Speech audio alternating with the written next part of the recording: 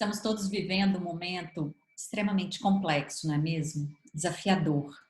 Momento que fica um pouquinho difícil pensar em felicidade, pensar em realização, quando nós estamos numa luta pela sobrevivência. E isso se reflete automaticamente no nosso mercado de trabalho, em como a gente trabalha. Da mesma forma que está difícil ser feliz no nosso dia a dia, também está difícil ser feliz no trabalho. Mas será que é possível ser diferente? Será que é possível a gente, da mesma forma, no nosso dia a dia, buscar caminhos para a felicidade? Será que a gente consegue buscar caminhos também no trabalho? Para falar sobre esse tema, sobre como ser feliz no trabalho, né, eu trouxe um convidado muito, muito especial. É o nosso querido Miguel Mizenbaum. Miguel é um. Vou falar que você é um. Já vou falar logo, Miguel, que você é Pode ex-publicitário. falar. Somos publicitários falando de felicidade. Olha, gente, que coisa maravilhosa. Nós nos conhecemos num grupo incrível, que é um grupo de apaixonados pela temática felicidade no trabalho, né, Miguel? E a gente foi uma conexão assim imediata e é um tema que a gente vem discutindo de como que a gente encontra formas, né, mecanismos para a gente conseguir construir essa nossa felicidade no ambiente de trabalho. E Miguel vai trazer um tema que é um tema assim que eu particularmente conheço pouquíssimo, então eu vou aprender muito com vocês aqui hoje, que é o job crafting. Miguel, seja muito, muito bem-vindo. Né? É um prazer, uma honra ter você aqui no Caminhos da Felicidade. Conta um pouquinho para a gente o que é Jobcraft. Bom, primeiro eu quero agradecer, Flávia, a oportunidade de falar sobre o tema. A gente sempre encantador poder falar de elementos que contribuem para o bem-estar no trabalho, e o job crafting é um deles, né? Na verdade, esse termo surgiu de duas palavras: job, trabalho, e craft, artesanato, né? E como surgiu? Uma pesquisadora da Yale University, a Amy Wiersnevsky, o sobrenome é super complicado, mas basicamente o que ela quis estudar é como é que as pessoas, independente da hierarquia, ou do papel que elas tinham, ou do grau de autonomia que eles tinham no trabalho, encontravam sentido e realização no que estavam fazendo. Então, ela foi estudar desde faxineiro de hospital até CEO, e às vezes ela chegava à conclusão que o CEO era menos realizado no trabalho do que o faxineiro de hospital e não encontrava tanto sentido, né? Então, o que ela chegou à conclusão? Que as pessoas que encontravam mais sentido naquilo que elas faziam, elas redesenhavam o trabalho à medida dos pontos fortes dela, dos valores dela, do que elas acreditavam. Então, por exemplo, o caso desse faxineiro de hospital específico, colocava detalhes, um pequeno quadro, um cartão postal diferente a cada dia.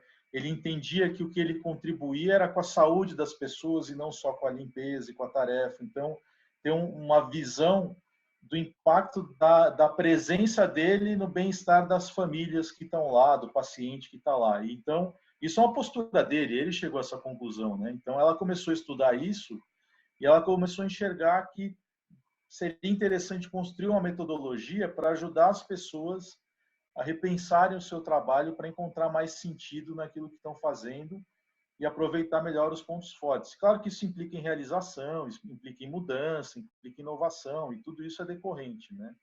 Acho que o ponto importante é que vem da linha de encontrar sentido naquilo que eu faço. Isso tem tudo a ver com felicidade no trabalho, né? Ou seja, eu tenho às vezes um propósito que é tão amplo, e como é que eu me conecto no dia a dia? Então, você pega o que a gente está vivendo hoje, de alguma forma, conscientemente ou inconscientemente, a gente está redesenhando o nosso trabalho em função daquilo que a gente acredita. E para ter um restinho de sanidade mental, eu preciso me conectar e dar valor às pequenas coisas. Acho que se a situação trouxe alguma coisa, é isso. Estou valorizando as pequenas coisas, um momento de conversa relevante com um grupo interessante, como a gente tem toda segunda.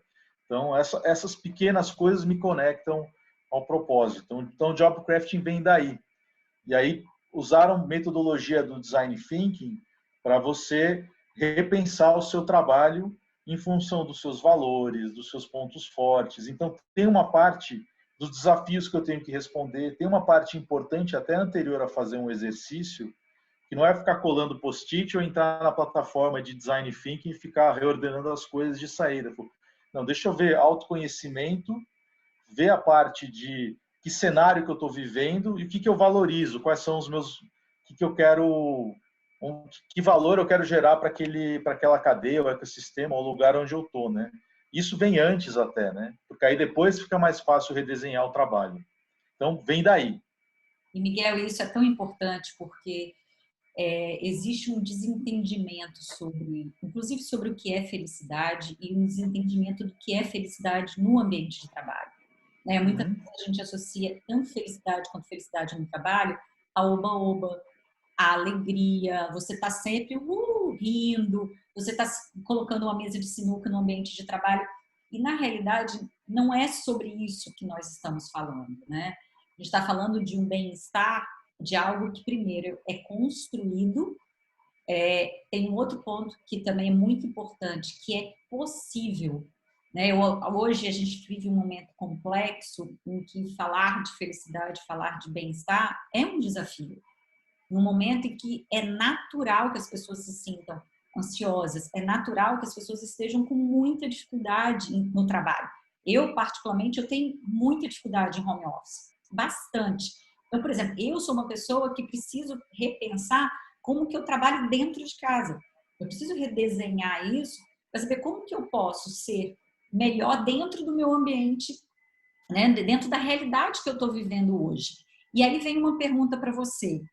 Para eu conseguir fazer isso, né? E eu acho que isso é muito ligado com o que você falou do propósito. Também às vezes a gente associa propósito a coisas muito grandiosas. Eu acho que você trouxe um exemplo que eu acho também muito importante a gente ressaltar.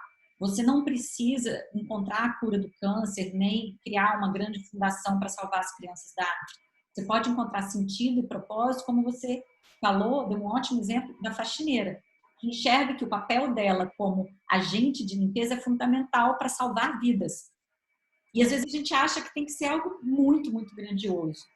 Então, um ponto que você falou, que eu acho que é muito importante, a gente tem um processo aí de autoconhecimento, correto? Assim, eu preciso me entender, preciso saber Tem, quais tem são os que meus ter, valores, os meus pontos fortes, não é isso? tem que ter, tem que ter. Tem que ter uma reflexão nesse sentido e quando você pega, por exemplo, um trabalho em equipe com essa linha, que um conheça também o que o outro tem de melhor, até para redesenhar o trabalho do time em função da complementariedade, como é que a gente se soma, né? Esse aspecto é super importante, porque senão eu posso redesenhar o meu trabalho pelo aquilo que o mercado está falando que é importante, eu não estou considerando quem eu sou, ou pelo que a empresa precisa. Inclusive, se eu sou empreendedor, a empresa precisa disso, eu preciso me sacrificar para fazer isso. O empreendedor é muito comum isso, quem é autônomo, fazer alguns sacrifícios das fortalezas que tem, em vez de procurar, de repente, um parceiro, alguém para se complementar, alguém para somar, e você tem esse cenário aí, né? E querendo ou não, eu acho que esse é um bom momento, até é uma boa oportunidade para a gente iniciar esse processo de autoconhecimento. Como é um processo que nós estamos talvez um pouco mais sozinhos, né? A gente tem essa capacidade de observar mais, né? Que aquela correria no nosso dia a dia, às vezes a gente não para sentir e falar, não, mas quem eu sou? Quais são minhas características? Quais são meus pontos fortes? Como que eu coloco isso em prol de algo maior do que eu mesmo? Como que eu encontro sentido naquilo que eu faço? Que pode ser algo extremamente simples. Fala um pouquinho pra gente de tudo que você falou. Eu não preciso ser um diretor de uma empresa, eu não preciso ser o CEO de uma empresa para que eu possa redesenhar meu trabalho. Ou seja, eu posso fazer isso Não, em qualquer nível. E como que eu eu faço? posso fazer isso em qualquer nível. Ah, Eu posso fazer isso em qualquer nível. Tem algumas perguntas que a gente gosta de fazer nesse cenário, porque imagina o seguinte, a ideia é imaginar num período de um mês e meio do que você está vivendo agora, como é que é o teu dia a dia e onde você está colocando tempo e energia e atenção. E a pergunta que vem a seguir é: onde eu estou colocando tempo, energia e atenção reflete a direção que eu quero apontar, onde eu posso brilhar mais? Porque mesmo estando temporariamente, mesmo que eu esteja num ambiente onde não tenha tanto espaço, sempre tem um espaço para me ajustar em relação à cadeira que eu estou. Então, a gente tem um monte de tempo, energia e atenção que é investido ou perdido hoje olhando rede social, por exemplo, me comparando com outro. Então, isso a gente tem controle sobre isso, né? A gente tem condição de estabelecer um controle sobre isso. Tem um outro estudo interessante sobre, esse você deve conhecer, sobre elementos que contribuem para a felicidade, que tem um aspecto genético, né? Você tem um percentual que é genético, 10% que é circunstancial e 40% que é intencional e pensamento. Então, o job crafting está nesse âmbito aí do pensamento, do intencional e pensamento, né? Então, imagina, eu quero reformular pequenas coisas, eu vou delegar essa coisa aqui, vou até descobrir qual que é o horário que funciona melhor para mim fazer determinada atividade, ou eu vou começar pela mais difícil, ou vou começar pelaquela que me traz mais prazer. Cada um é diferente, então não tem uma regra do jogo. O importante é você reordenar em função do que te faz brilhar mais. É essa a grande questão. Mesmo que você esteja começando a fazer um plano B, olha, em tanto tempo eu vou fazer ou tem algum aspecto de descompreensão. Para mim é a música, ou de repente fazer pão integral, que eu aprendi agora na pandemia. Então, tem variações ali de coisas que desconectam com outras coisas que te dão estresse, ou que você não tem nenhum controle, com coisas que você tem controle. Eu acho que a grande pergunta é tempo, energia, atenção, e não focar na tarefa, focar no desafio que você precisa responder, não na descrição de cargo. A gente fica muito preocupado com a descrição de cargo. Hoje em dia as coisas mudam tanto que a descrição de cargo, o que eu fazia faz 2 meses, o que estava lá na minha descrição de função, já não vale mais. Então, é pensar o desafio em função de aonde eu quero colocar tempo, energia, atenção e aonde eu posso contribuir mais, né? É sempre essa reflexão, fazer o exercício nessa linha. Miguel, olha, muita gratidão a você pelo seu tempo. É uma honra ter você aqui com a gente no Caminhos da Felicidade. Gratidão pelo seu tempo, pela sua generosidade de compartilhar seu conhecimento com a gente. Só para a gente encerrar, compartilhe um pouquinho, né, com quem está acompanhando a gente, como que a gente faz para encontrar mais informações sobre isso, para te encontrar, qual é a sua rede social, onde que a gente te acha. Quem quiser buscar mais informações, já vai atrás de você. Legal. Olha, tem bastante artigo lá no nosso blog do mapadetalentos.com.br. Tem bastante sobre job crafting. Eu estou no LinkedIn, bastante ativo e sou super solícito, ou seja, quem me escrever, quiser bater um papo, para mim sempre é um prazer falar desses temas de bem-estar. E vocês me encontram por lá, né? No Instagram, com miguel.nissenbaum ou @mapa de talentos, direto no Instagram, também a gente tem um canal por lá. Então, essas são as fontes aí de contato aí. E se digitar job crafting no Google, tem bastante coisa interessante ali para entender. E você pode fazer individualmente ou por equipe, né? Isso varia, né? Então, vale tanto para eu indivíduo como uma equipe. Então, vocês me acham por esses canais aí que eu mencionei.